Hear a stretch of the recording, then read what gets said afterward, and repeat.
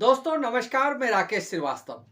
Chirag Paswan NDA में नई मुसीबत बनते जा रहे हैं क्योंकि चिराग पासवान ने जिस तरह का रुख अपनाया है उससे एनडीए में बेचैनी पैदा हो गई है।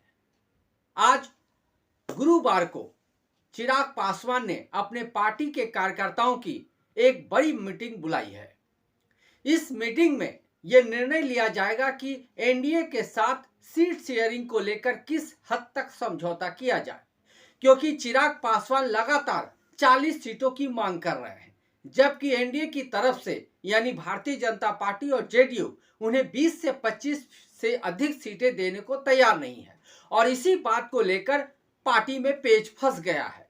चिराग पासवान बिहार में एक बड़ा फैक्टर बन सकते हैं, क्योंकि जिस तरह का जातीय गणित बिहार में वोटों का है उसके हिसाब से जो पासवान वोट है वो अगर चिराग पासवान के साथ एकजुट हो जाता है और एनडीए के साथ खिसक जाता है तो एनडीए को कई सीटों पे नुकसान का सामना करना पड़ सकता है। सिर्फ चिराग पासवान ही नहीं बल्कि जीतन राम मांझी भी एनडीए में नई मुसीबत बन गए हैं, क्योंकि पहले तो वो 20 से 25 सीटें मांग रहे थे, लेकिन अब 15 सीटों से कम पर राजी होने को तैयार नहीं है। चिराग पासवान के साथ ही जीतन राम मांझी ने भी पूरी तरह से दबाव की राजनीति अपना रखी है। जीतन राम मांझी ने तो यहां तक कहा कि भारतीय जनता पार्टी जो वादा करती है वो नहीं निभाती है। दरअसल उन्होंने संदर्भ दिया कि 2 लोकसभा सीट और 1 राज्यसभा में भेजने का उन्होंने भारतीय जनता पार्टी ने उनसे वादा किया था, लेकिन सिर्फ उन्हें 1 राज्यसभा सीट मिली। इसी बात का तंज कसते हुए उन्होंने कहा कि 15 से कम सीटों पे वो राजी होने को तैयार नहीं है। एक तरफ तो चिराग पासवान और दूसरी तरफ जीतन राम मांझी का जिस तरह का रुख नजर आ रहा है उसने बिहार विधानसभा चुनाव से एन पहले एनडीए को फंसा दिया है, क्योंकि चिराग पासवान और जीतन राम मांझी के नाराज होने का सीधा असर जो दलित वोट है, जो ओबीसी वोट है, उस पर असर पड़ेगा और ये असर एनडीए के सेहत के लिए घातक साबित हो सकता है।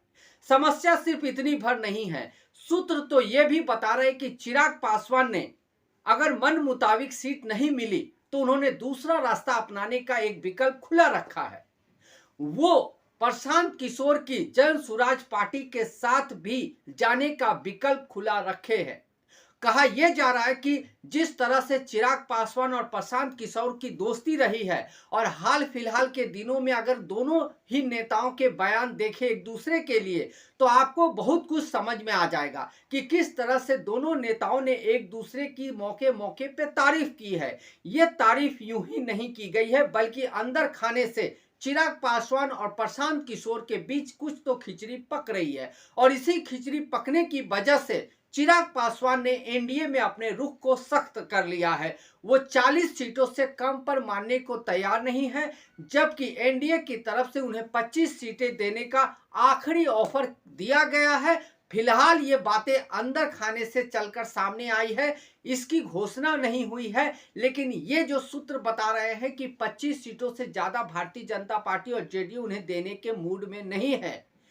खास करके जेडीयू ने तो यहां तक कह दिया है कि अगर चिराग पासवान एनडीए से बाहर होना चाहते हैं तो वो एनडीए से बाहर हो सकते हैं। यानी ये समझ सकते हैं कि किस तरह से चिराग पासवान को लेकर जेडीयू और भारतीय जनता पार्टी टेंशन में है और स्थिति यहां तक आ गई है कि नीतीश कुमार को यहां तक कहना पड़ गया है कि अगर चिराग पासवान एनडीए से बाहर जाना चाहते हैं तो वो जा सकते हैं। तो सीधे तौर पर ऐसा लगता है कि एनडीए भी 25 सीटों से अधिक देने के मूड में नहीं है, जबकि चिराग पासवान 40 सीटों से कम पर मानने को तैयार नजर नहीं आ रहे। वैसे चिराग पासवान ने खुद 40 सीटों की बात नहीं कही है, लेकिन उनके जो सांसद है राजेश वर्मा, उन्होंने साफ तौर पे कहा है कि 43 सीटों से कम पर बात बन नहीं सकती है। यानी अगर इतनी सीटें नहीं मिलती है तो हो सकता है कि चिराग पासवान अपना पादा बदल लें और प्रशांत किशोर के साथ मिल जाए, क्योंकि प्रशांत किशोर के साथ उनके जाने की अटकलें लगातार सामने आ रही है। और जिस तरह से प्रशांत किशोर का बिहार विधानसभा चुनाव में एक बड़ा फैक्टर के तौर पे देखा जा रहा है। उसके बाद ये कहना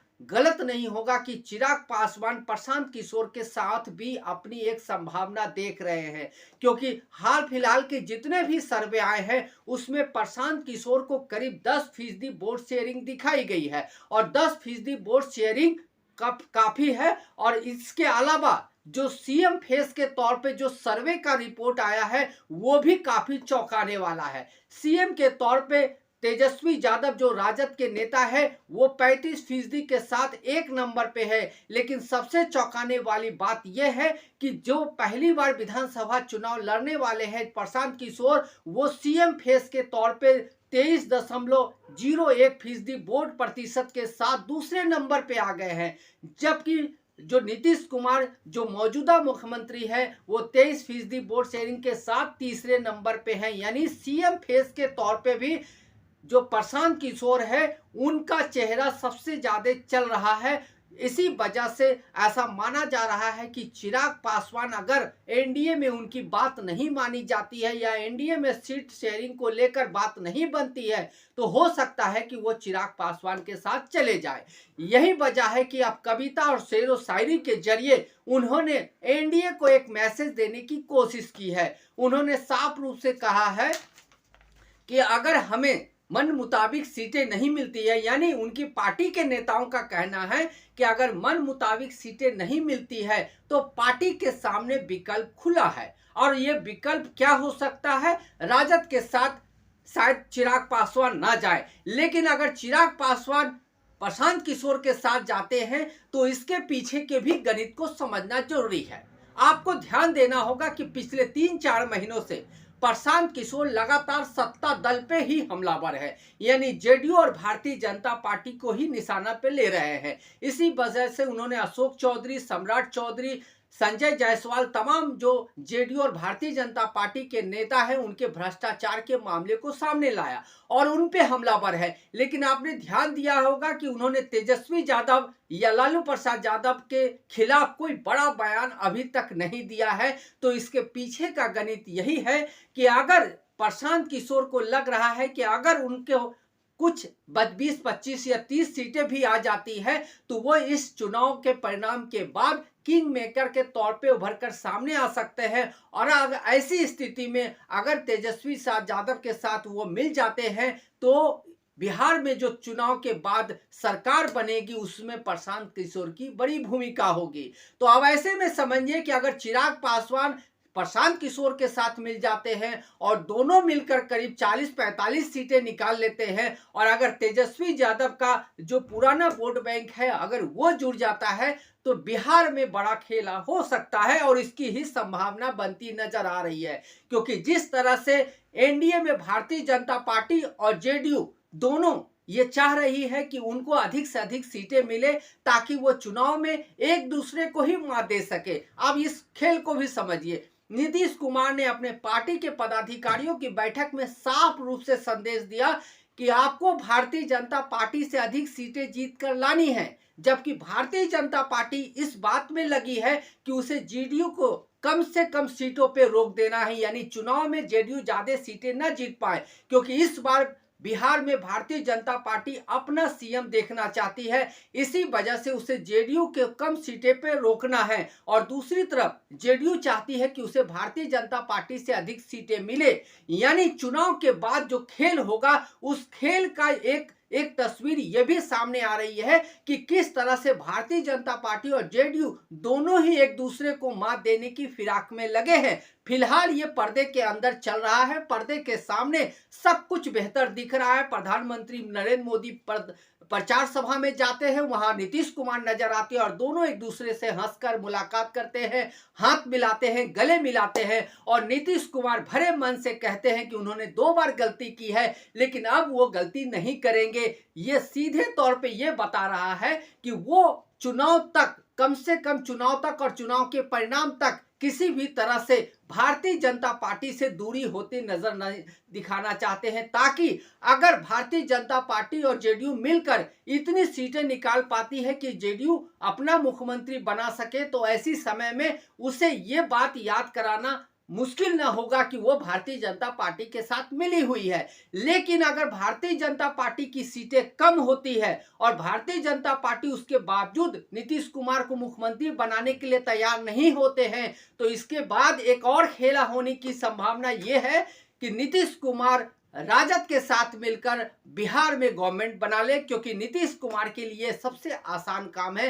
नीतीश कुमार कई बार पाला बदल चुके हैं और इसी वजह से आपने ध्यान दिया होगा कि हाल फिलहाल के दिनों में नीतीश कुमार भी राजद को लेकर कोई बड़ा बयान देते नजर नहीं आ रहे हैं और ना ही कोई हमला कर रहे हैं। तो बिहार में कई लेवल पे खेल चल रहा है, लेकिन इस खेल में सबसे दिलचस्प पहलू चिराग पासवान और मांझी द्वारा जिस तरह से एनडीए में भारतीय जनता पार्टी और जेडीयू के लिए टेंशन पैदा की है, उसने बड़े खेल की तरफ इशारा कर दिया है कि क्या इन सब के बीच प्रशांत किशोर बड़े खिलाड़ी के तौर पे उभर कर सामने आ सकते हैं। अगर सीट शेयरिंग का फार्मूला नहीं बैठता है तो क्या चिराग पासवान प्रशांत किशोर के साथ मिलकर चुनाव लड़ेंगे, और अगर ऐसा होता है तो क्या जो दलित महादलित का वोट है या एससी का ओबीसी का जो वोट है वो कहां जाएगा, और अगर वोट शेयरिंग प्रशांत किशोर और चिराग पासवान के साथ जाता है तो फिर एनडीए की क्या स्थिति होगी।